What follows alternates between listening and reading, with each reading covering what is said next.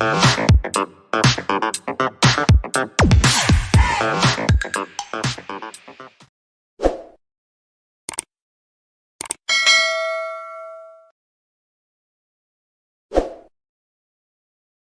you go solar, you're still going to be connected to the grid, and you're going to need to know how net metering works.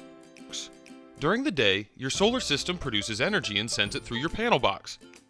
Some of this energy will be immediately used in your house, and the rest will flow back out onto the grid. When the energy you produce is going onto the grid, your electric meter will actually spin backwards and decrease your net usage, and you will essentially receive a credit from your utility company. At night, since your solar system won't produce any energy, you'll start using energy from the grid again, and your meter will spin forward, increasing your net usage. At the end of the billing cycle, the net amount of electricity used is what is charged to your account. This amount may be negative or positive, so you can either get a credit or a charge on your account.